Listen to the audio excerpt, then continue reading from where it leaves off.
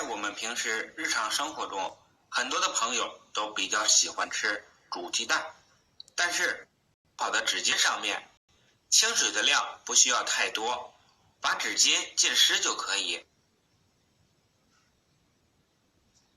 最后把清洗干净的鸡蛋放进电饭锅中，盖上盖子，按煮饭键，稍等片刻。经我测试，每次这样煮鸡蛋的时间都是在1分钟左右，非常的快速，省时间，而且节能省水。